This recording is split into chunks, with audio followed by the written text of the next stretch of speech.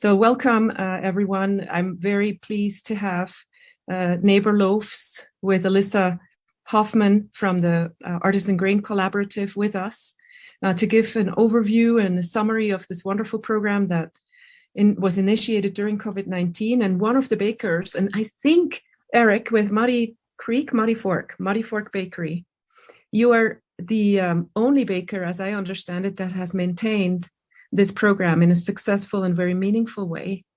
And so you can clarify that, or Alyssa can. So what we're going to do is start out with Neighbor Loaves, with the story of Neighbor Loaves and the program, and hear from Eric as a baker, how it works in his community. And then we're switching over to Community Loaves and hear their story and what they are up to. And I think we're going to see some loaves coming straight out of the oven, as I understand. So thanks again for these two teams to be with us and create meaning around social justice in the grain movement. So I'm going to let Alyssa get started. Great. Thanks, Nana. Can folks hear me okay? Yes. Just wanted to confirm. Okay, great.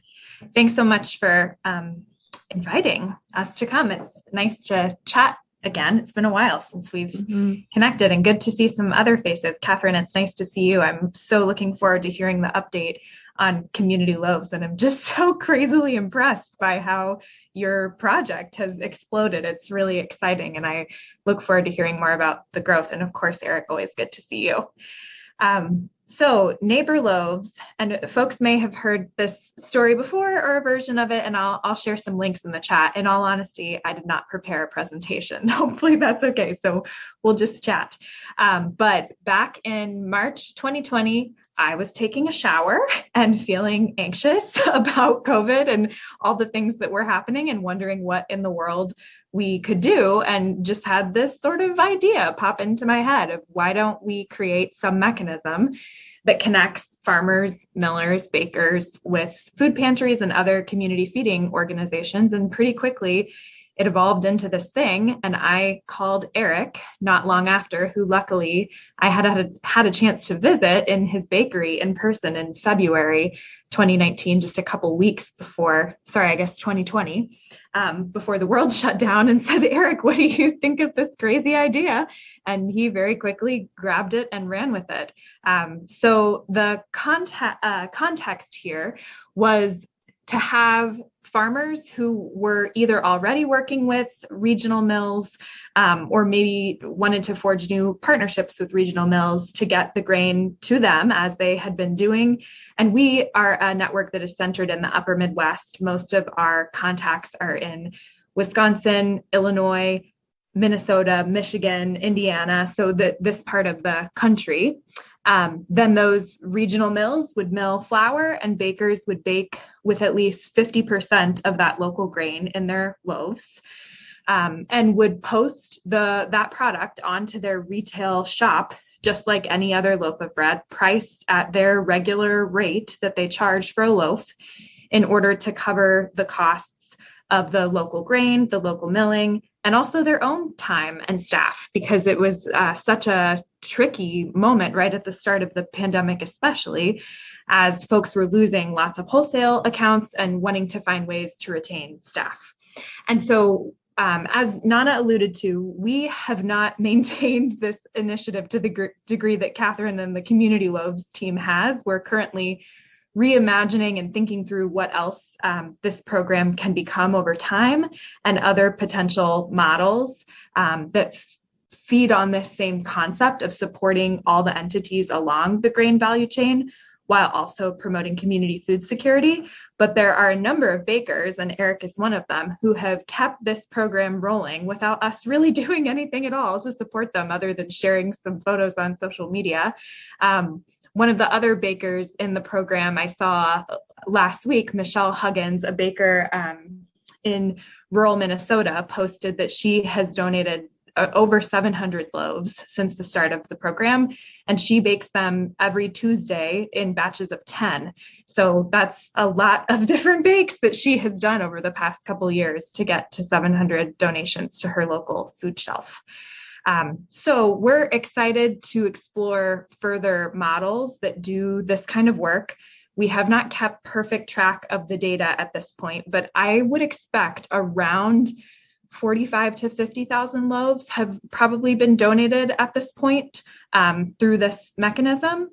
And we currently are in the process of open sourcing all of the resources around this so that people from around the country can grab the setup documents that we built out. We don't have the staffing infrastructure right now to do all the back-end connecting work that we had previously, but we still want people to be able to use this if it's a model that's useful for them. And I think it's much more helpful and important to hear from a baker themselves than for me about this. So Eric, why don't you take it from here? What's your angle?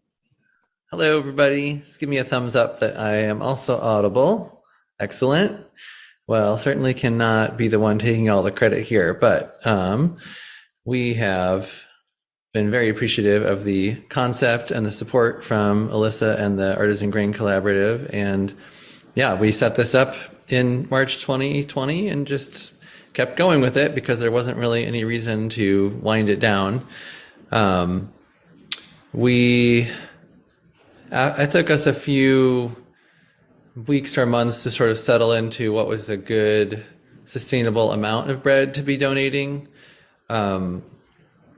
I guess I have to sort of back up and give you an idea of what our bakery is like. So we are one of the small number of farmers market bakeries.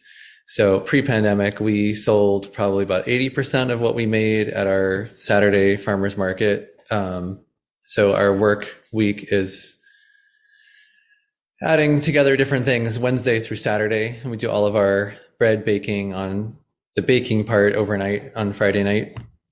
And so we used our leftover heat in our oven on Sundays to make the neighbor loaves. And we probably make 300 to 400 loaves on a weekend. And then we settle into doing a batch of 75 a week for the neighbor loaves. We were for a long time getting around that many donations per week and then sending out about the same amount of bread. It's slowed down a little bit, but we still are taking in probably at least 70% of that. And we've just kept up the donations at 75 a week. And we made a connection with a food pantry in Bloomington called Mother Hubbard's Cupboard. It's a place that is zero barrier, so anyone can walk in without showing any proof of their need and take food home. They just finally went back to operating the way that they had before the pandemic, which is that they operate like a store, except everything's free, where the clients can walk in and choose what they want, fill up some bags, shopping cart. But of course, for the pandemic, they did drive through and loading people's boxes. The 75 loaves that we give them is still probably a quarter to a sixth of what they could give out if we were capable of upscaling the program. And that's just in our little town here of like 120,000 in Bloomington, Indiana. So that kind of gives you an idea. I can share a few things with you to, let's see, I might need to I have screen sharing privileges. So I'm going to get some things up here. Let's go with this. This will probably help explain why we were able to continue keeping donations up where a lot of bakeries struggled with that. I'm going to have to move the taskbar around a little bit to get things here. This is my website. After the pandemic started, I set up an online store, which I did not have before. And for a certain amount of time, we were selling everything through the online store. In fact, we were not allowed to make sales at our farmers market. Our local health department turned into a pickup only farmers market for maybe 3 or 4 months. And I still have to move this a little bit more so I can get to the menus. I have an online store within the website that was pretty easy to set up. And in the online store, you go to place an order, and the very first item that appears by design is the neighbor loaf. And so we were taking in at least 75 a week at the beginning. And then I got a little bit creative. I'm going to unshare my screen to talk a little more. Stop share. Okay. I got a little creative with finding ways to keep those donations coming in as people shopped less on the online store. So at some point we created a Neighbor Loaf subscription program so that people who were donating on a regular basis could just sign up with us and get billed every month for 1 a week or 2 a week or whatever level they decided they wanted to donate at. And when we went back to offering in-person sales, we also have a sign at our booth with a lovely poster that was made by the Artisan Grain Collaborative to try to sell neighbor loaves at our booth. Although I'll say that's the way we sell the fewest number of neighbor loaves. And I think that gets at other bakeries struggling to keep the program going in meaningful quantities. For whatever reason, people are much more likely to add one to their order online when they're looking at everything than when they are at our booth, maybe feeling in a hurry, or there's just so much to look at when you're looking at someone's table full of products. I'm not really sure, but we sell a lot more of them on our website than we do in person. And then we have the subscriptions. I have another thing that I will share with you. Go back to this. Share. So I have a spreadsheet. So you can see what we have done to date here. So you can see that in line 2, I have my year-to-date numbers. So my donations are still, that looks like 80% of the amount of bread that we're delivering, which is absolutely fine. And for the whole time since we started doing it, we've delivered 7,400 neighbor loaves, and we've sold 7,100 of them. So gives you a good idea. I'll stop that share. And maybe I'll ask Alyssa or Nana to sort of jog me if there's something else I should explain or mention about how we run the neighbor loaves. Eric, can you talk a little more about how you've set up that subscription situation and about what percentage of the sales? Oh, yes, right. Yeah, in fact, that's in this. I should go back to this. So you can see the breakdown. So in the month of March here, I'm going to highlight these sales. So we sold 26 neighbor loaves at our farmers market, whereas we sold 145 on our website. And I'm going to say that we sell about equal. Probably half our sales are on our website and half are at our farmers market. So definitely a higher percentage are buying that way. Then we have 84 loaves sold by subscription, which is 21 a week. And I think there's some people who have multiples. So that's probably like around 15 customers who have added that subscription.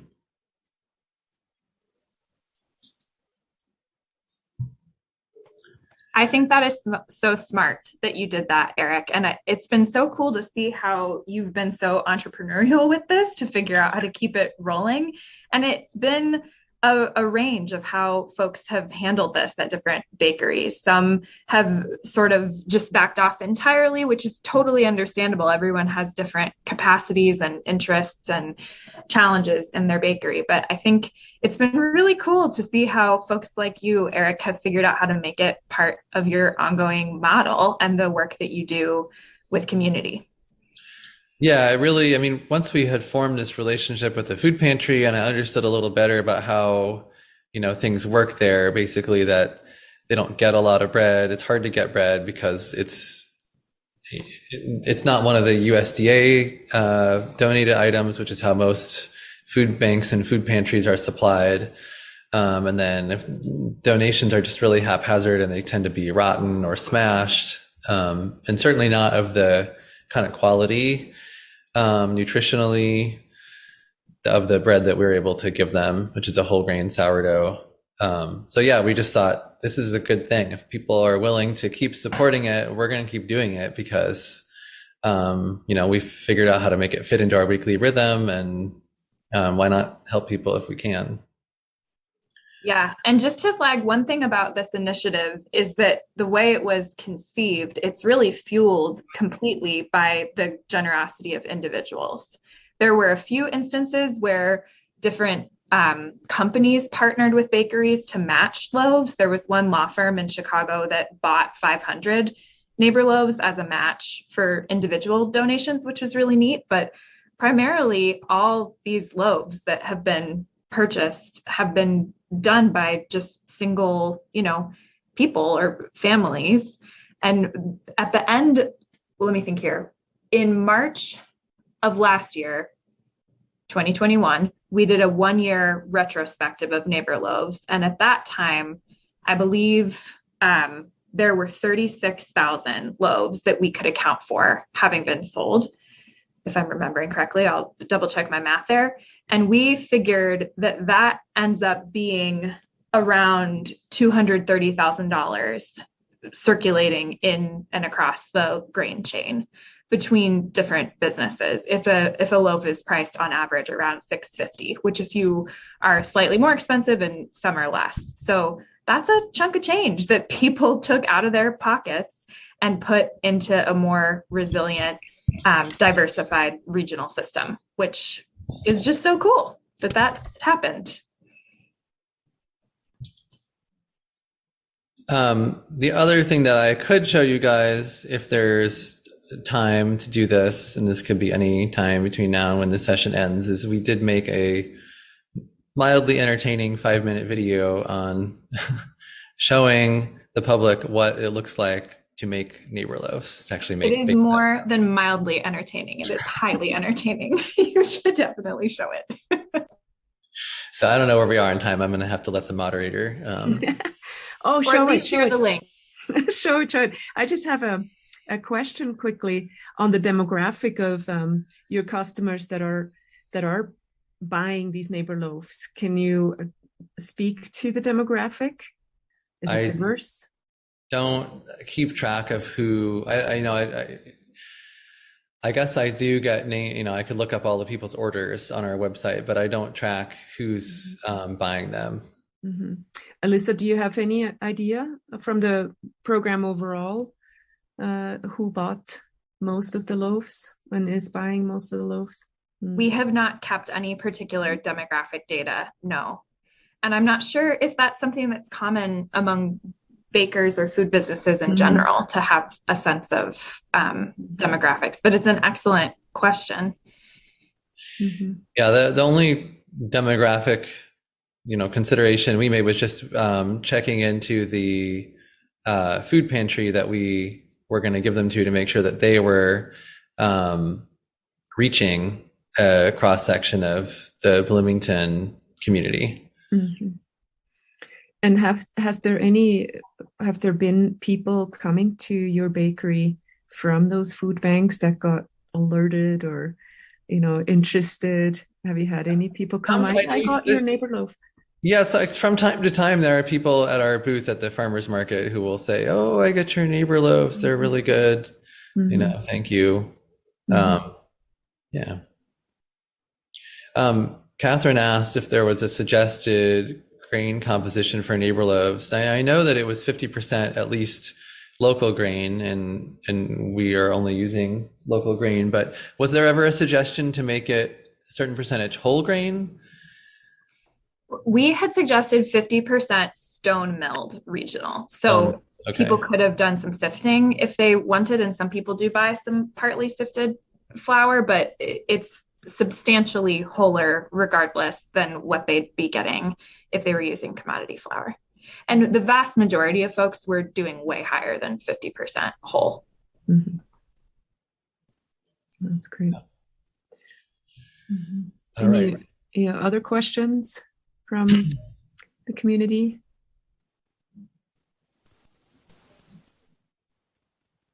Do you want to show your irresistible video? I will go ahead. All right. So let's see here.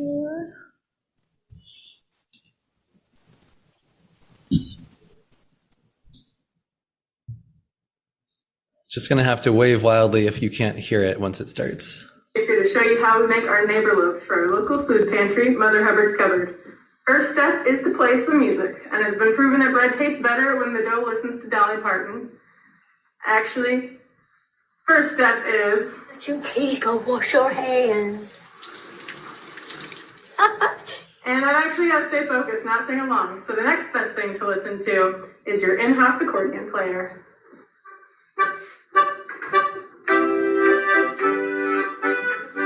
Now we really get rolling, milling whole organic Glen wheat from Janie's farm in Illinois. It's grown with regenerative practices, meaning it's good for both your physical and metaphorical heart.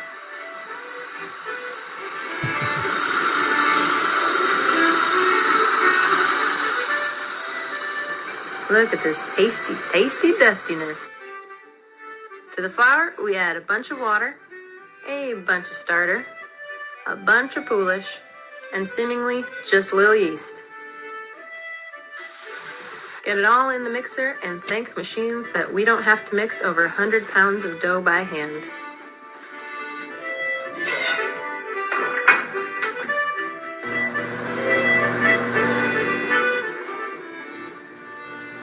After mixing it all up, we wait a half hour, scrape down any dry spots, and now add salt. The waiting is a process called autolyse, and it helps the dough gain strength.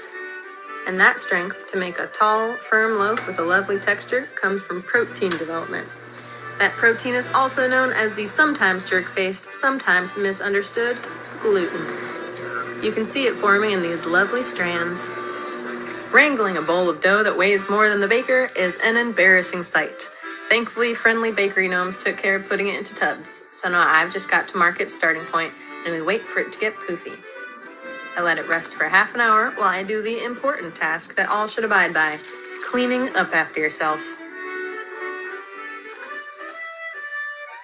Now it's time for our first fold. The dough has loosened up and gotten all floopy, so we pull and fold it over from all four sides to help tension keep developing. Now it's a bit of a waiting game to the next fold, so it's a good time to find something cute to pet.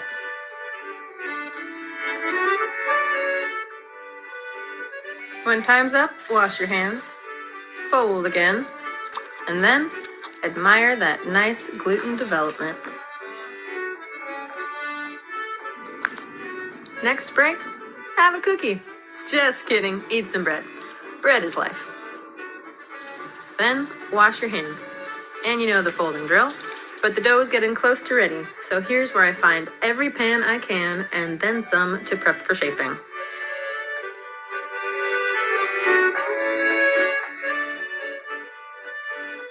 Look at those giant, good dough pillows. Well risen, done with their loafing around, and now time to make loaves.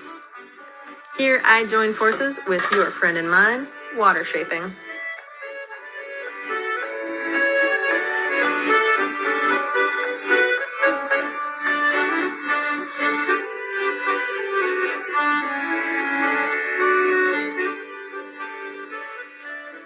And boom. A million hours later, a bunch of loaves are shaped and put down for a nap in their little cradles. After waiting a bit to let the individual loaves proof or poof, it's time for scoring and baking in the big, beastie brick oven.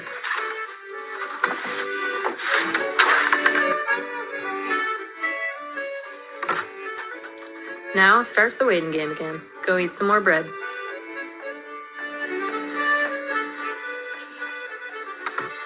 After a few ages, the loaves are bigger, deeper brown, and ready.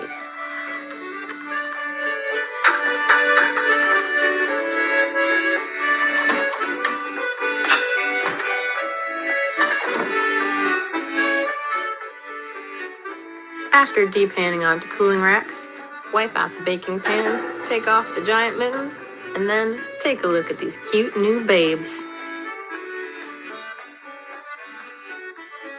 To close up shop, clean up after yourself. Say goodnight to the bakery. Goodnight to the neighbors. And if you didn't end up finishing that loaf of bread, don't worry. Just drop kick it out to the possums and they'll be happy. The loaves spend the night alone in the bakery to fully cool, and in the morning they'll be bagged up and delivered to the food pantry, making it to someone's dinner plate within the day. All thanks to our sponsors.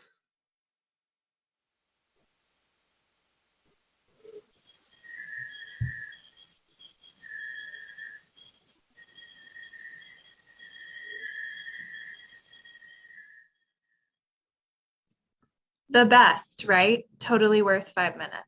Oh, absolutely sweet and entertaining, but also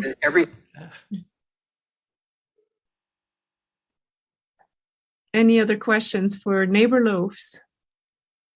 What great effort for the community. Wow. Eric, you've got one more in the chat from Katherine about your own stone milling on site. Can you talk about the milling that you guys do in-house? Yes. Yes, that is a small stone mill we use. It is an Ensko Danish mill, which is the same maker that Janie's mill uses. Ours is just the really tiny bakery model, and it only mills whole grain flours. So we do mill our whole grain flours in-house, mostly with grains from Janie's. And then we buy their bolted flours, which are the high extraction, stone milled sifted bread flours. Does that answer your question? Yes, thank you. We're just taking notes. We're just very impressed, Eric, and we love the commitment to Neighbor Loaves and the whole graininess. Mm-hmm. Yeah, I should sort of say that our bakery is tilted towards whole grain breads in general. So we make about 10 different doughs, and maybe 8 different doughs, actually. I think two of them are fully whole grain, and then we have an 80% whole grain and a 60% whole grain and a 40% whole grain, and nothing is less than 20% whole grain. Mm. And then those percentages are a little strange because the other part of the flour is the high extraction flour anyway. So, Mm-hmm. yeah. And so which one is your something that represented what we are making anyway. And so we went with a whole wheat bread, and we do have a couple doughs where we combine sourdough and yeast, and that's kind of what we settled on for that, because we wanted the flavor and nutrition from the sourdough, but you don't get so much oven spring from a pan loaf. And also we're baking these loaves at a less than ideal temperature because we have a retained heat wood-fired oven. So we're baking with leftover heat, and the lower temperature you use, the less oven spring you get. Mm-hmm. So we're compensating a little bit with the added yeast in there for the lack of oven spring from the cool oven and the pan bake. But they're great. Like, my daughters will ask for them. It's not a bread we sell, and it's probably one of their favorite breads. So. Mm-hmm. Muddy Fork also makes beautiful pastries and croissants. And another neat thing that I don't know if was mentioned the last time Amy was here, Nana, I can't remember if we had done this yet. We have been lucky to get to forge a partnership via the nonprofit organization Red Tomato, based in Rhode Island, with a community of a cooperative of Black farmers in Georgia who grow pecans. And Eric and a number of other bakers in the AGC network have been working with those pecans, and you've been making delicious turtle croissants, Eric. that make my mouth water when I see your newsletter with them in it. Yeah, I just got a FedEx delivery from them today, and the FedEx driver got stuck in the mud outside the bakery. Oh no. I'd like to know if you're opening up a second location in Seattle. Pecans. We're very, very small. Even for Bloomington, we're very small, but it's what works for us. Small but mighty, for sure. Yeah, and every community needs a bakery, or 2 or 3, right? That's how it used to be. And hopefully you'll get something over there in Seattle. I don't know what you guys have, but it seems like, yeah. Well, it was wonderful to listen again to this story. And I'm so grateful for Eric and your, energy and effort to keep this going. It's so important. Alyssa, what you created with this program is amazing. And of course, these programs are not alone standing, right? They come because of needs, and it's always a community that stands behind these programs, but they are making a difference. And so it's just critical. So thank you for being with us. And I welcome you to stay with us for the rest of the session as we're navigating now to community loaves. And these programs are so similar, and yet they are so different. So Katherine, Carolee, I've gotten to know through this grain school, but I met her already years before. It was my first grain gathering at the Bread Lab, right after our first grain school in 2016. I think that's when we met, or at least, crossed path and that grain gathering. And then she joined grain school this year. And actually, you reached out to me via Facebook for a breakfast cookie. So and that's what we're working on now. But we're going to talk about loaves. Yeah, and so thank you for joining and bringing on your whole team. So we have some collaboration to do, and it's pretty exciting. Thank you for letting us tell our story. It is evolving in this space of grain uncertainty. New forces are at our play. So it remains to be seen how well we can adapt and roll and maintain our effort of community loaves. But I wanted to, I have three people with me to share and talk with you about community loaves. I do have a slide deck presentation, and we're going to get right into these presenters because one of them, our food banks, can't stay for long. But just as a bit of a preamble and maybe to help set the tone, I'd love to share this poem with you that was written by one of our bakers. And hopefully you can see my screen. She wrote this in the wee hours. Chris Coughlin Ray is a middle school teacher in history.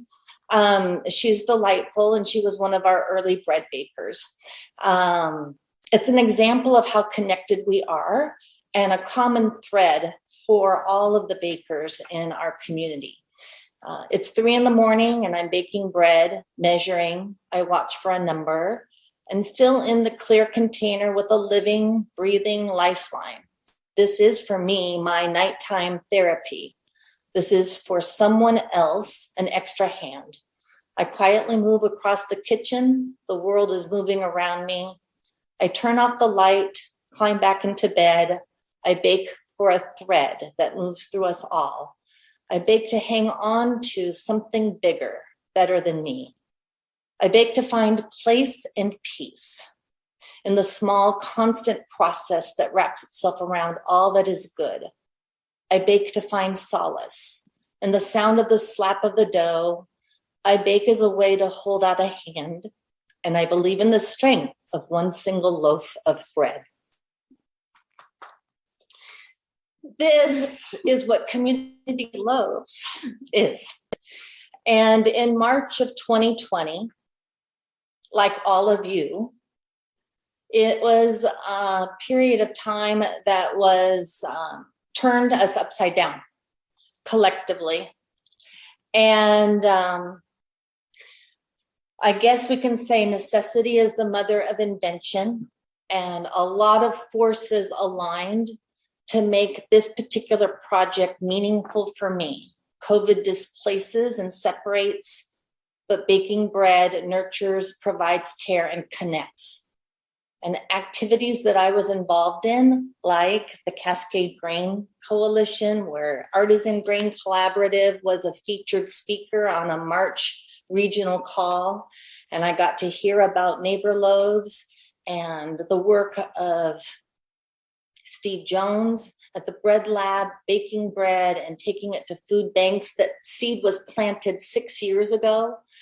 All sort of became a lightning bolt for me and said, what can I do? And do you think it'd be possible that I could actually bake bread from my home kitchen and donate it to a food bank? And the answer turned out that yes, it can be done. And then the next question is, would anybody join me? And that turns out to be yes, too. There's tremendous spirit around this project, and we operate under a general mantra that we're breader together. So that's the genesis of Community Loaves, and I'm going to share more with you. I have no trouble talking, but I want you to hear from 3 of our lovely, lovely participants. So you're going to hear from, it takes these participants in order for this program to work. It takes a recipient food bank, and we have Judy Jones here to share what it's been like to be a food bank receiving this bread. I have one of our star bakers here, a neighbor, Jennifer Grambler, who's been baking bread with us and also wears other volunteer hats with us. She just earned her 700 loaf badge out of her home kitchen. And then I have Cheryl Nugent with me, and Cheryl is a star hub coordinator and baker. She leads the charge for one of our hubs, and we can only do this work through this relay race of bread from home kitchen to neighborhood hub to food bank. So they're going to tell their story, and I'll help prompt them if they need it, but I think they're going to do fine.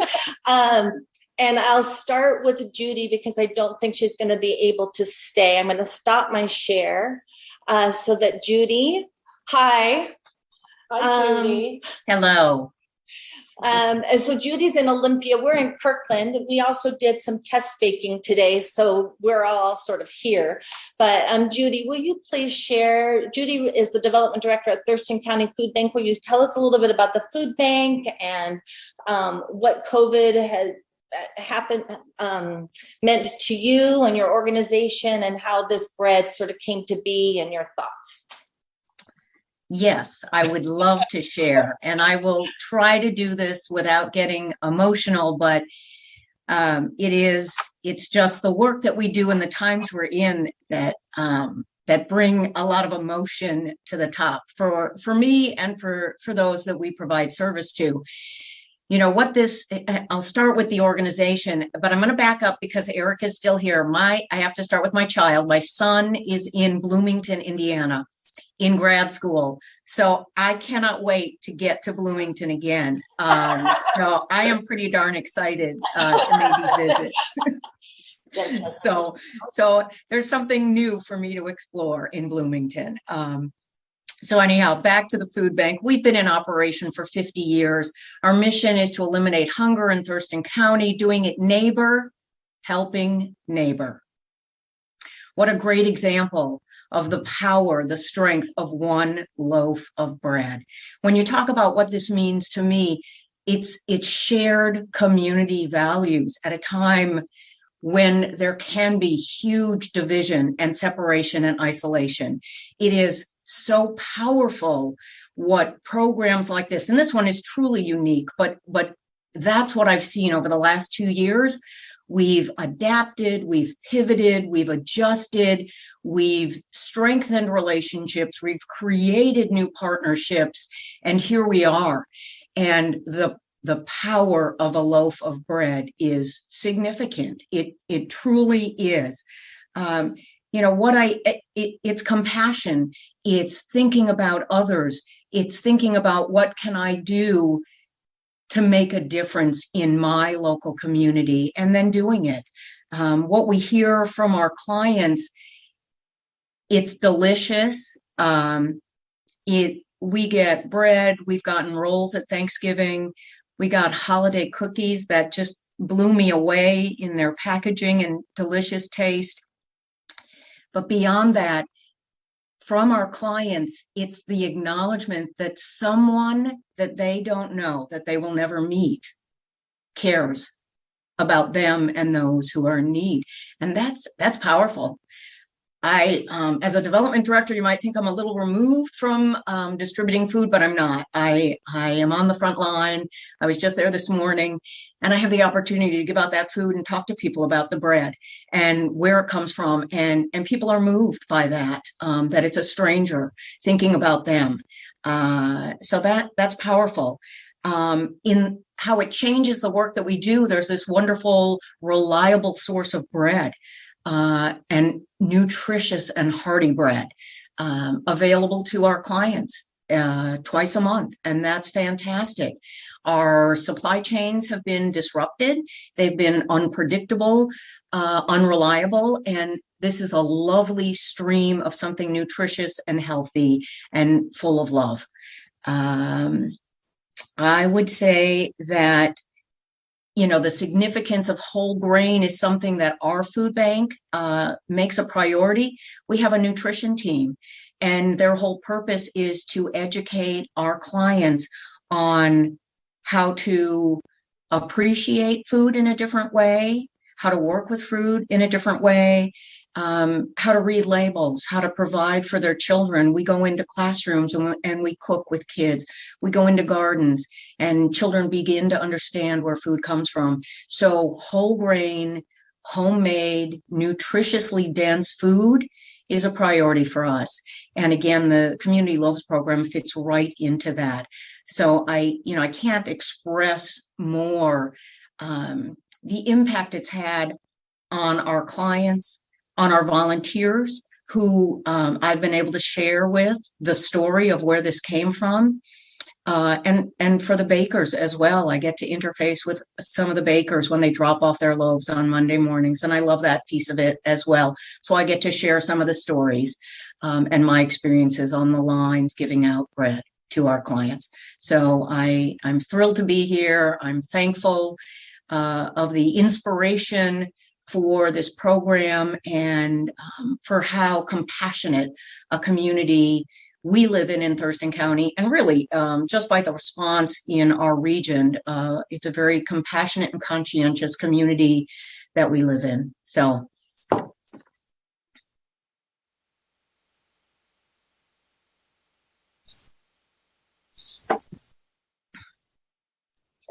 So, yeah, there. Got it. Right. Thank you, Judy. Judy has been working in food insecurity for Thurston County Food Bank for 17 years, right? Is it 17? Did you say?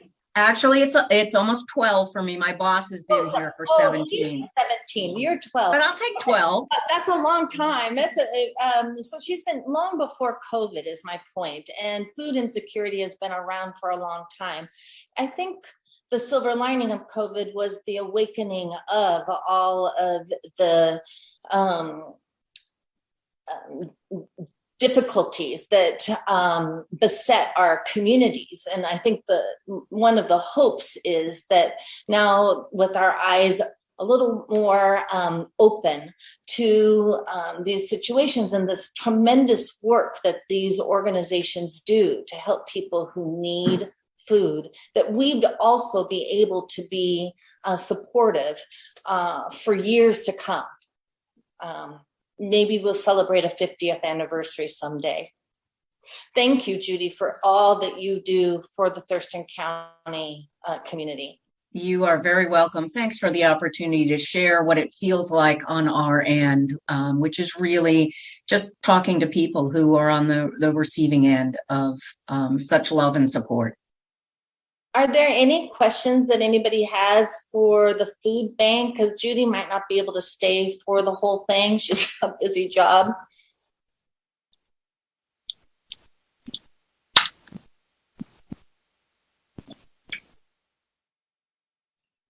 Judy, what's the scale or impact of the community loaves that you guys give out? So we get anywhere from 250 to almost 300 loaves twice a month. We're serving well over 1,000 families a week.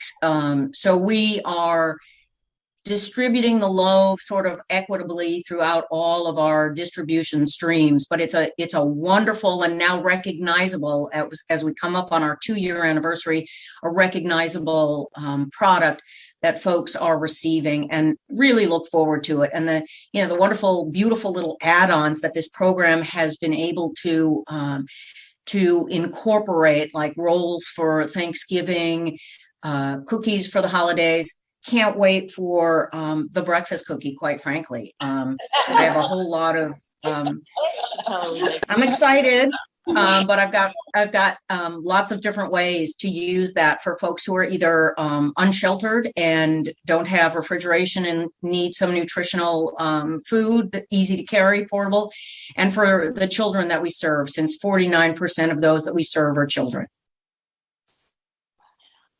Thank you, Judy. I have one more question for Thank Judy, you. if that's okay.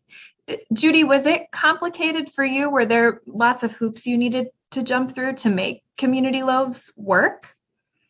No, really, Katherine and her group really did most of the footwork on their end to vet everything through either health department. Ours also is impacted by WSDA. So, and really all of it was vetted. And because it's a low risk, it's a ready to eat food, which adds a little bit to it. It's not something like an apple that can be washed, but it's still a low risk food. And so in our world, it was easy to incorporate. That's great. Thank you. And go Katherine and team, because I'm sure you had a few more items to track down to make that all work. All right, thank you. Thank you, Judy. I do think we'll move on. I want to introduce you again to Jennifer Grambler. Jennifer is one of our bakers, and I thought you would enjoy hearing about her journey, how she came to find Community Loaves and what it has meant to you to be a baker with us. So I started when COVID hit. And you couldn't find yeast. I was like, I'm going to start with sourdough. I was going to make sourdough bread. My poor family, my 2 boys and my husband, we had a lot of flat sourdough loaves. But I was like, this is not sourdough. And I'm like, give me time. But it took me actually a full year. I didn't find Community Loaves until February of 2021. One of those things that you just start clicking and I'm like, I found this Community Loaves, and I went to an information session with Katherine, and you have to love Katherine from the minute you meet her. It's like, so I baked my first set of loaves, and I will tell you, my first loaves, I was like, man, I do not know how to bake bread. This is a humbling experience. I was back to, boy, I hope somebody will eat these loaves. But I've continued to improve on my loaves. I have learned a ton of things. And I can't say the community's been phenomenal. Through COVID, in times when you can't meet with people and see people, like we would have flower packing parties and everybody would put on masks and, we would be separated, but you were still amongst people. And within a year, I've made a lot of great friendships, and it's a great group of people. And I have to say, I love making loaves and realizing that somebody's on the receiving end of that loaf. So, and enjoying it. Yes. And you have actually become quite the star baker. So, from very humble, no baking beginnings, which is not uncommon. We have a number of people who enter into this project who've never baked a loaf of bread in their lives. A lot. And they manage to We do our very best to support them. They manage to, in some cases, just really embrace the entire project. You enjoy baking bread. I do enjoy baking bread. I got a Christmas gift for myself, and I got the Ankerstrom so that I could put together. Yes. So I have a whole system down. I can get through 24 loaves in a day. Wow. So it's and the oats are phenomenal. Our dog would eat all the oats off the ground. And so I have a little cleaning system in the kitchen going for me too. So it's awesome. It's awesome. Well, and 24. So on average, a baker makes really 3-4 loaves and donates that at a time. But we do have some micro bakeries going on all around the Puget Sound area, where some are donating 24 loaves. A couple who are donating 50 loaves, and I just don't know how they're stacking those up in their homes, but they really are motivated by the opportunity to do something tangible, to give to their local community food bank. And that's another thing. It's always going right into, and it wasn't always that way in the beginning. When we started out, it was one food bank, but now those food banks have been distributed out. So they're your neck of the woods. So turning to Cheryl, who loves to bake and loves flour. yes. How did you come to Community Loaves, and why did you layer on leadership in addition to baking? Well, I've always been a bossy kind of girl. But after, I had a 38-year career in aerospace. And when I retired in 2018, I was determined it was going to be my retirement goal to learn how to make bread and make all of my husband and mine's bread products. English muffins, hamburger buns, sandwich bread, the whole 9 yards. Fast forward a couple of years, I was really getting into it. I bought flour, water, salt, and yeast. I bought Rose Levy Berenbaum's Bread Bible, and I just started baking. So we go fast forward July of 2020, we're at the height of pandemic. New York Times article about local grain economies really resonated with me in a big way, because I was familiar with the Bread Lab, Karen Spring Mills, other local mills. Washington State's a big wheat grower. And then that was in July. In September, the Seattle Times article came out about Community Loaves. And I was like, tick, tick, tick. It checked every single box of what I was hoping to do in retirement, which was to bake bread, find a way to help in my retirement home, that community, meet people in that community, and I could make the bread in my kitchen and give it to our food bank. I mean, there's just no downside to Community Loaves from my perspective. Plus, my husband's very partial to honey oat nut bread. So, final tick. So when I came on, we were still Pony Expressing bread. We were taking it from Thurston County, which is 2 counties south of the Hope Link Food Bank, which is kind of the mothership food bank. But we were willingly doing it because we were baking, we were contributing.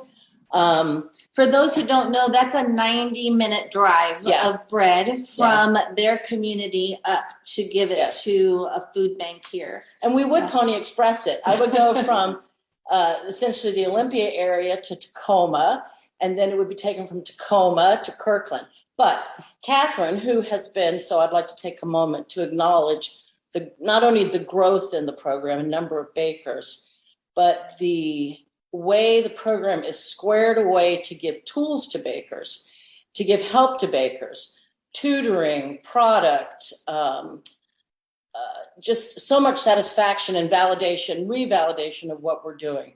So shortly after joining, the original hub coordinator for Thurston County, we were a single hub, we're now 4. She went to have surgery. And I said, well, I'll help out. There's only 3 of us. I can do it. Well, we have grown in our 4 hubs now to over 90 bakers in Thurston County. And as we gathered more bakers, it just became this great community of, how do I get started? How do I learn this?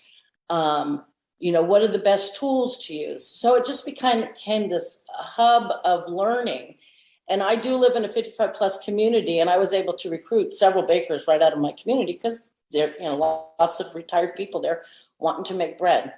So I enjoyed teaching aspects of it as well, and did, I think I've done 6 separate masked bakes in my kitchen where we were side by side learning the formula together, because people come into this, and if they've made like artisan loaves and Dutch ovens, they'll come into this project and go, oh, this is not a no-knead slow bread. This is a hands-on. Right. It's a pretty intense formula, and there is a bit of a learning curve. And like Jennifer, I now do community loaves with an anchor shroom, which really changes the game and allows us to do a lot higher output. So that was my journey. I love being a hub coordinator. I love bringing a new baker in, and I mean, I have texted with bakers like on an all-day text stream. This is what it looks like now. And it's just fun teaching and encouraging. And then we all get the satisfaction of going to the food bank with our beautiful loaves. And they have gotten way more beautiful over the couple of years. And seeing people like Judy just light up with delight at what we've delivered. And Judy didn't talk about it, but you should have seen how excited she was at Thanksgiving because we were doing rolls. And she said, do you know how many weeks I spend squirreling away the few rolls we get donated into the freezer and saving them for Thanksgiving? So being able to do that at Thanksgiving was really special. Anything else, Katherine? Cheryl is a gardener, and talking about community, I have pieces of her garden in my garden. And I love the cultivation of that in so many ways. Yes. That I did not know Cheryl, yes. That we have a relationship, that I can count on her. She's part of the Grain Trust committee that I have to help keep us on track or bounce ideas on. Mm-hmm. And I'm just, I'm ever in awe and joyous over so many aspects of this work that we're doing. I do want to add one thing, and this is kind of a side thing about the project that for me personally has been an amazing, and probably more to the grain school. This Community Loaves introduced me to a whole new world of flowers. Mm-hmm. And the flower store, I think I have bought at least 5 pounds of everything offered. So now I have a whole flower library. And when I go to bake something, it's like, what shall I do? What shall I do? So that has been just amazing, being able to bake with all these different flowers, most of which are milled locally. I think a couple of the central milling products are, of course, from Utah. But that has been a wonderful for me. So there's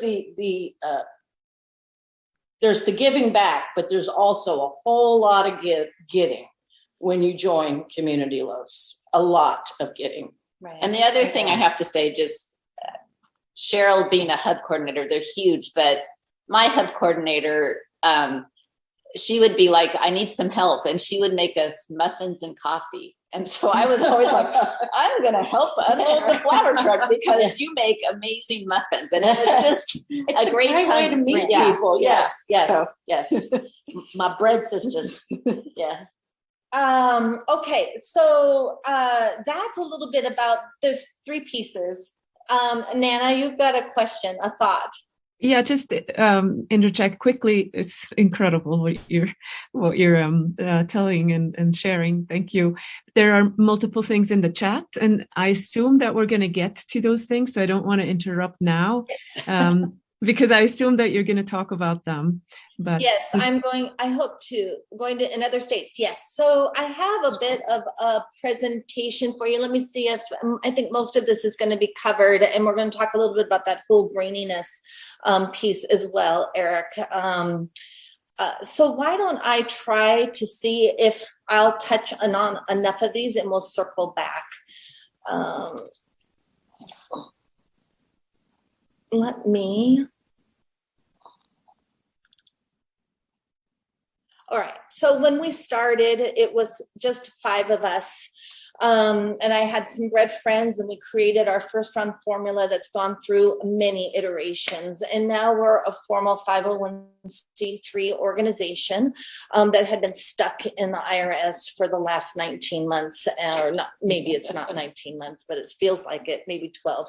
Anyway, our mission in This Is Evolving is to connect, train, and empower home-based bakers to reduce hunger and promote wellness at local food pantries through the donation of freshly baked, nutritious bread. That's our mission. And when we add the cookie, then we'll have to decide, is it nutritious bread or is it nutritious items, or who knows? That's who we are. Fundamentally, and in the process, we have a lot of values around community and sustainability. Somebody asked Judy if it was safe to donate bread, and that is actually one of the reasons why bread is our vehicle. One, it's what I'm passionate about. I was bit by the bread bug later in life. I'm only 7 years into my own personal bread journey, but I went deep down in that well, and I met Nana at the grand gathering, and I'd taken lessons from Jeffrey Hamelman, and got to know Dr. Jones at the Wazoo Bread Lab, and joined the Grain Coalition. I just really was just soaking it up like a sponge, and I have so much more to learn. But bread was my thing, and these connections that I have made was what really helped pull this all together. The Washington State Department of Health says any product, any baked good can be donated direct from a home kitchen. You don't have to have a cottage license or a food handler's permit, as long as it doesn't require refrigeration. That may not be the case in all states. So when we think about how we expand, it might not be that we have a vehicle for doing that. But so far in Idaho and Oregon, we can do that. Bread skills, as you can hear, they bring us together. It gives us something to talk about. And a piece of this work is about fostering a vibrant local grain economy. We are blessed here in Washington to have these rich resources right in our backyard, and to be able to use those. Scaling this across multiple states, that may come into conflict with our mission, which is to provide nutritious food to our food banks. And we want to retain it for as much as possible, but refinding and connecting that grain piece is a puzzle. So I reorganized these late last night, and I'm sort of surprising myself what we have. So why is it a sandwich loaf? Well, again, that's what's most needed at the food bank. These lovely artisan loaves that we enjoy baking as bakers, tartine style, they're not as approachable, friendly, comfortable, familiar, even maybe as nutritious. So right out the gate, we wanted it to be a sandwich loaf, and it's always been a sandwich loaf, and all of our formulas were. Our first loaf was one formula. It was just a sourdough and a little bit of yeast for insurance, if you will. It's 100% whole grain and high extraction flour. The ratio of that, Eric, is 50-50. And that gave us the opportunity to create kind of the loft and the enjoyment and the appeal that we liked. But part of this grain school and commitment to nutrition always has me looking for, should it be higher in whole grains, and how could we do that? We do have the oatmeal porridge, and the oatmeal porridge adds that additional fiber as well as softness and flavor.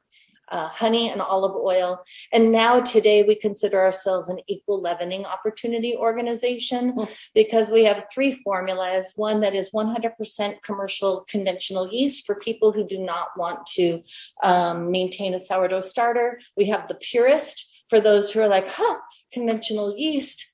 And they just want to do the 100% sourdough, and then the blend. We call that the classic.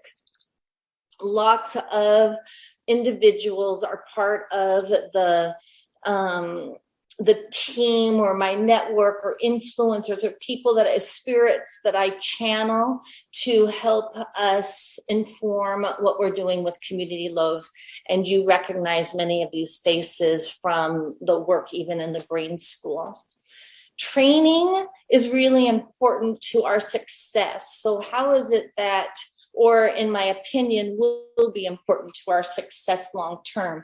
If people bake a loaf of bread and it's not an enjoyable process and it flops, it could take away a little bit of the momentum of participating in the future. So we spend a lot of time preparing an individual for baking with us. That means that every volunteer attends an information session. It's 1 hour, and they learn about why we're doing what we're doing, and we talk about flour, and we talk about our flour store and how that's a fundraiser for us, and we talk about all the resources that we've built, and we want them to be successful. And so a lot of time, effort has gone into making sure on the formula, it's step by step. The bread all has the same process, a pre-ferment, an autolyse. But if you've never made bread before, that's all new. And unfamiliar and new can be uncomfortable. So we have pictures and videos and lots of things baked in to that recipe to help ensure success. One of our problems is in the mixing. A lot of our bakers have pulled out their KitchenAids in the last couple of years in a way they hadn't before, but this dough and a KitchenAid do not always go hand in hand. It can heat up your KitchenAid. So we talk a lot about heat mitigation and being in partnership with these valuable machines so that they don't burn out their engines. But you can also do this fully by hand. You can do it by hand, for fully sure. by hand, slap and fold. So in that training, in that volunteer information session, this is a intentional slide that is reviewed with our bakers. We're informing and training them that all flour is not the same. The purpose of this slide is simply to call out that whole grain is 100% of the wheat berry, that all purpose is 50% of the wheat berry and even less nutrition, and that high extraction retains a higher amount of the wheat berry and has more nutrition. All we do this as a training ground to support that flour has flavor, performance, and nutrition, and that we want to be intentional about the ingredient selection. And then from there, we use that as a foundation to reinforce that our formula has 50% whole grain and 50% high extraction flour that we get from the Skagit, supporting both of our 2 mills in Washington, Fairhaven and Cairn Springs. Fairhaven for the for the whole grain, and Cairn Springs for the high extraction. Nutrition is really important to us. This was just a little op-ed piece in that came out that was reminding us that nutrition security is even more important than just calorie security. And you see a lot of things go into the food banks that I consider as non-foods and non-healthful foods and non-wellness producing foods. And so anything that we do, even something that's called a cookie, will be healthful. And our Breader Together cookie, which I'll share a little bit more at the very end, is intentionally whole grain and chocolate block full of nutrition. Our food banks do really appreciate our work. So how are we doing? Well, when we started, we had 1 food bank and the 19 loaves that we donated. That was April 26th. So we're about to have our 2-year anniversary. We have 34 food bank partners and 962 active volunteers. We've trained far more than that. 2,000 volunteers have come through. They don't all stay. They don't all bake. They come in and out of, there's no minimum commitment for a volunteer. They don't buy anything other than their ingredients to participate in this program. We are in 60 neighborhood hubs. Those are our hub coordinators. 138,000 volunteer hours, or 66 years work weeks worth of time has gone into this project. That's just the baking time. That's just taking the loaves. When you think about the energy, the commitment, that the heart that are beating to participate in this program. And I've done 168 Zoom sessions to tell people about this program. I think that's a rough number, 7 a month for X number. So these are our donation results, 73,000 loaves. And I think this chart is really interesting for a number of reasons. Yep, we've grown, but also we've plateaued. And, we received a big spike from some media, and we don't do a lot in social media, and we don't have a PR firm or any of those things. So we are petering along, adding new bakers each month, and maybe a few bakers sloughing off each month. And we hope to add a new city Oakland, California, and Denver, Colorado, actually, in the month of May. This gray bar, the loaves is here. The orange is dinner rolls. The red is the holiday cookie boxes that we made for the food banks. The rest of it is all bread loaves. The gray is the amount of loaves that our food bank partners could take on that donation week. So on any given donation week, we are somewhere around 25% or so of the total need of that community. And this is only growing because I get inquiries from new food banks all the time. Oh, can you come to Cleellum, and can you open up in Kingston? And it takes the following. We want to be wherever you want us to be, but we need a hub coordinator and we need bakers. And then once we can do that, everything, we can plug it all in because we did build an infrastructure to support us growing. So that's it. So our guiding principle for me is what is sustainable for this organization? What is it that we can do that we could count on being able to possibly do tomorrow and the next day and the week after that? So that guides me in my head about decisions that we make.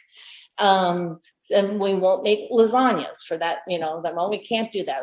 What about gluten-free? Well, I can't do gluten-free because it comes from private homes. It's not labeled that way. It's going to get cross-contaminated in the hubs. So it's a nice idea, but that's not it's not sustainable. So much of our investment for Community Loaves has gone into the website tools and practices that support and enhance those efforts and missions, to share stories, to foster engagement, to create incentive value for the baker, like those flowers that Cheryl was talking about. We have a flower store.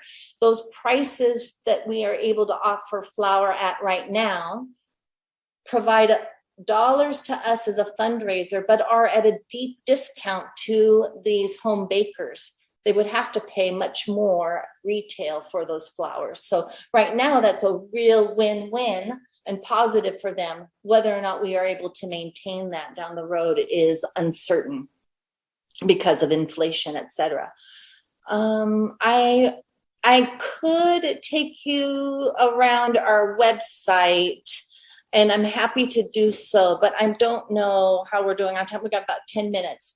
I thought I would just tell you what I think might be next for Community Loaves. And then if you want to see a little bit about how we connect these things behind the scenes, I'm happy to show you a volunteer profile. But there will be some questions on flour supply. We only have the flour fundraiser in Washington and Oregon, and we're not scaling that. So in Oregon and Idaho, for example, they buy Hillside grain flour. We vet out We redo the formula using local regional flours. And but in some places like Spokane, Washington, I cannot find a local flour and I can't get you the flour. So we may have to do a conventional organic King Arthur, which is still a lovely flour. Maybe I shouldn't call it conventional, but it's not quite that same initial mission. The Bread Are Together cookie. So we grab those. Today we baked our own first test batches have been going on behind the scenes. Nana and I are collaborating on this cookie. So here's we did a four tests of this cookie, and we have feedback, Nana, for you and your team. We really enjoyed this effort, and it feels so real that we're going to be able to do this cookie. And I want to tell you guys why we're developing a Bread Are Together cookie and why Judy Jones is so excited about it. When I was down in Portland working with one of our partner liaisons, which is the leadership position that works directly with our food banks, we were struggling with finding a food bank that wanted our bread, because we are in Dave's Killer Bread backyard. And for many of the food banks, they had plenty of bread. They have to compost it. They can't use all the bread. That ended up not being completely true. We actually do provide loaves there. But Portland, similar to Seattle, maybe similar to your communities, has a lot of homelessness, lots of tent encampments. And as I'm walking around this food bank, I was like, well, we have a different audience to serve. We need some portable nutrition. We can also be used in school backpacks that you don't have to have a bread knife. You don't have to cut, you have to make a sandwich. You could have 2 or 3 or 4 of them, and it will promote wellness while giving you some really important nourishment and calories and taste great. Right. So, and it really aligned. That idea was teased to the community Loaves last summer, and they were like, yes, please get on that. And it took me faster, Katherine. But we just got started on this last quarter, and it's going at its pace. And I think it's going to be a terrific ad. It could actually make the bread project a really tiny piece of what we do, and completely eclipse. But we'll see. What else? Seniors on the Rise is another version of Community Loaves that I'm super excited about. This is this will be piloted at a retirement community here in Seattle called Horizon House. A social services director recently reached out to me. I have a father with Parkinson's who loves this project. This has been it's been on the back burner, now moving to the front burner because of some other people who are interested in it. Seniors on the Rise gives purpose and connection to people who are in the zenith of their life, but aren't mentally gone, still want to connect, still want to do something meaningful, and could make 1 loaf of bread or 2 loaves of bread. In addition to the mental wellness and the feeling of connectivity that we all enjoy, Seniors on the Rise can also have a medical application through occupational therapy. So we're looking at creating that program. Bread slicers in our food banks is the #1 improvement to our program. So our food banks love the bread, want more bread. That's #1. #2 request is, could we have it sliced? So the way that we do that is we get grant funding, I hope, to install bread slicers at the food bank so they can use it. We don't need the bread slicers. They need the bread slicers.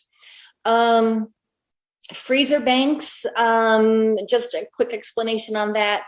Bakers bake when it works for their schedule. Bakers would bake more bread if they had storage space for it. They don't have storage space for it. So having areas where you could go and a chest freezer would be there.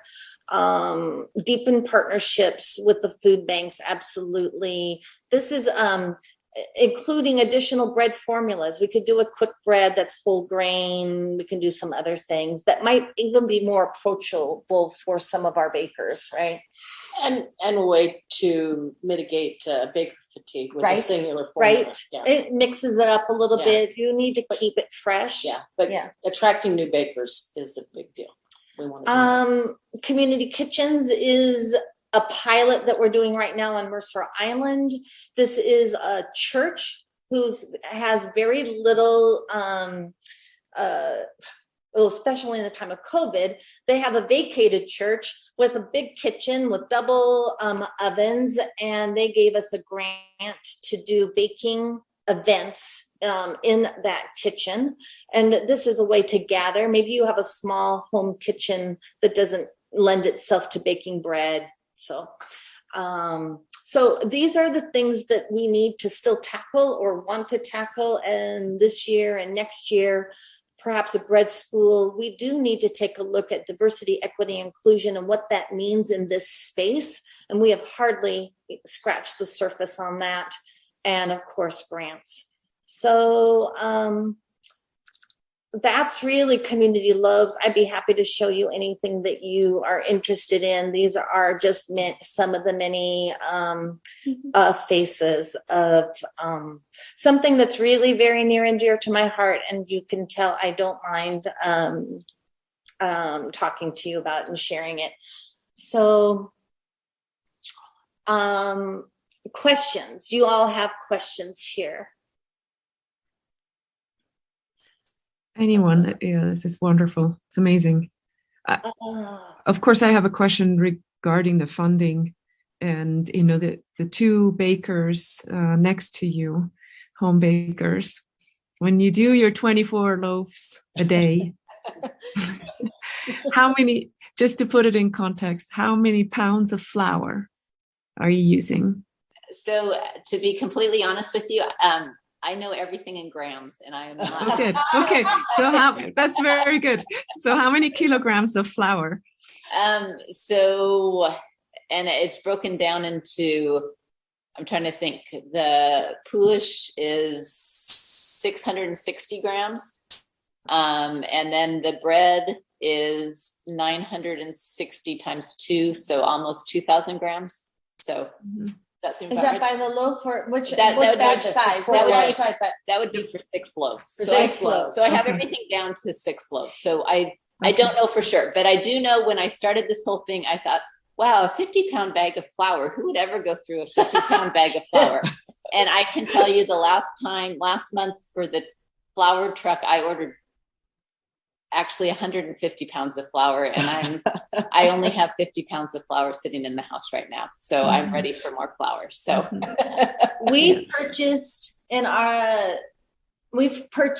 around 90,000 pounds of flour to get to those. Our loaves have a pound of flour and approximately a pound of flour in them each. And so then that all gets shipped out to those who order the flour by mail. Yeah. No, not by mail. By truck. Talk about the flour truck. Yeah. Okay. So the flour truck comes once a month. Yeah, the flour truck is so we've iterated. We've had to iterate all along.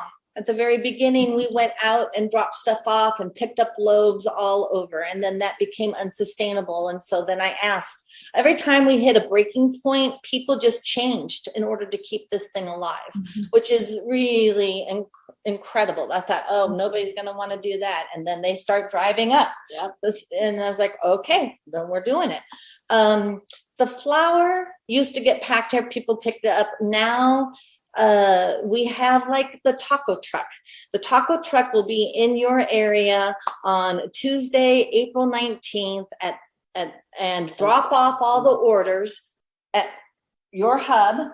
And then her hub members know that they can come and pick it up between this time and that time. Yeah. And so they order it online like a normal shopping cart, but they have to choose their location that they're going to pick it up at. Yeah. Thanks for clarifying. Questions. There's a couple of things. Eric, maybe do you want to talk about that? Ask that question. about the administration and volunteer hours. Yeah, so you guys seem really busy. And I was just wondering if I guess it's such a decentralized thing. Are you consider yourselves one big organization called Community Loaves? Is that the nonprofit? Or are you each sort of location? Yeah. But what I was going to ask was, do you have hired staff in administration at all, or is everybody completely volunteering their time to make the whole thing run? So we are predominantly volunteer organization. All my time, which is more than full time, is 100% volunteer. And I left my day job to do this effort a little over a year ago because I just loved it so much. But we can't survive on that alone and these volunteers. So in order for us to sustain 1,000 bakers and 60 hubs and all this, there are two things we spend our money on. We spend our money on one software engineer and a graphic person that helps me, and we knock out whatever improvements we can. And then we have an operations assistant who helps me with invoicing and jack of all trades, Julia, right here. So we pay for that. So we've received a small amount of grant money. We've received generous donations. They do not cover everything, but we're still in a growth phase.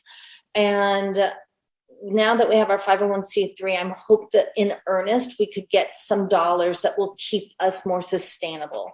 But I won't lie, there's been a lot of personal investment into this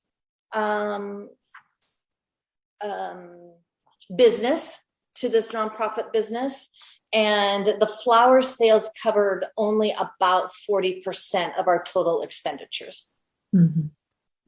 Yeah. And we do want to keep the price of the flour low. So I'm always like, right, how do we do that?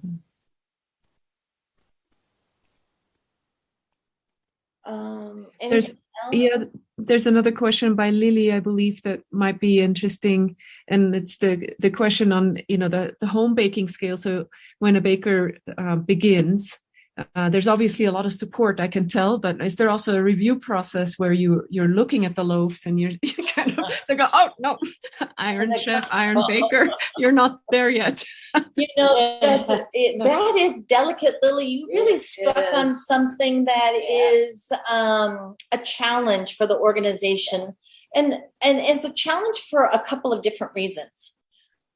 So first, we empower our hub coordinators not to donate something that they don't think the food bank will appreciate, and and the baker can still get credit, if you will, for the count of the loaves. But one of the reasons it's a challenge is that a hub coordinator might not actually be home when the baker drops off their loaves. There's a clipboard and a checkoff sheet, so you don't necessarily know. The loaves come in a bag, right? And they all look the same. You don't actually know that those were Katherine's loaves that only rose, 2 inches high. So you can coach, you can reach out to your community and just say, hey, a few loaves are height challenged. If your loaf is thinking or you're experiencing some height challenge, here's some things that you can try. Need a little bit longer to develop that gluten. Let the bulk go a little bit longer. Proof, them completely. And so we coach and guide and kindly say, hey, these loaves aren't quite like the others. Do you want to talk about your bread process, right? So we do that. But in general, there's nothing undonatable about a short loaf. It just doesn't look like the others, and it's still baked and right. They all kind of taste. They all taste the same. There's just They might not eat the same, but they all kind of taste the same. Mhm. Proofing is the hardest thing to coach. Yeah, proofing is the hardest thing. Proofing is definitely the hardest thing to coach. Yeah. And it's always like, once you get it down, though, don't you agree, Jennifer? Once you get your bake day down, it's like, boom. But you can have, like, for example, last week it was warm. So it becomes a completely different day when your temperature changes and you suddenly have the 70-degree day versus a 40-degree day. It's like, wow, like and everything's exploding, or, so, and I will attest, on donation day, I have some loaves that I'm really proud of, but I also have some loaves that I'm like, feel sorry for the family getting this loaf, but it's still, I mean, there's a variety, right? There's some really good loaves and there's some, that's not a great loaf, but it still tastes good. I know that. Mm-hmm. So, yeah. Somebody asked about the loaves. So Jennifer, myself, all loaves I donate, all of those ingredients are ours. We track everybody. So I know Jennifer's got a 700 milestone badge. Think of all of these amazing things. She got this badge in a year. And we give them an estimated cost of ingredients. That $2 a loaf of bread is the financial commitment. So they'll get a statement at the end of the year, and they can use that if they itemize. Or for high schoolers and middle schoolers, they can get volunteer hours for all of those loaves, and it's all part of the volunteer process. You check in your loaves, we know that, and you get time and a financial contribution and karma all around that. Karma, yeah. Mm-hmm. Yes. Yeah, it's amazing. Any other questions? Anyone online? There's a few still hanging out. We are beyond the time of class, sorry. No. We had I think you were right on time. Everyone did just a wonderful job, and the effort behind these projects are incredible. Yeah, thank you so much. Any questions, you're always welcome to reach out. Mm-hmm. Yeah, thanks. And I'm curious, about the Colorado involvement, and certainly down south, the further south you come, the more rural and also the more needy. The more east you go in Colorado, the needs do not stop. And that's where we have the highest diabetes rates, even in Colorado, up to 13%.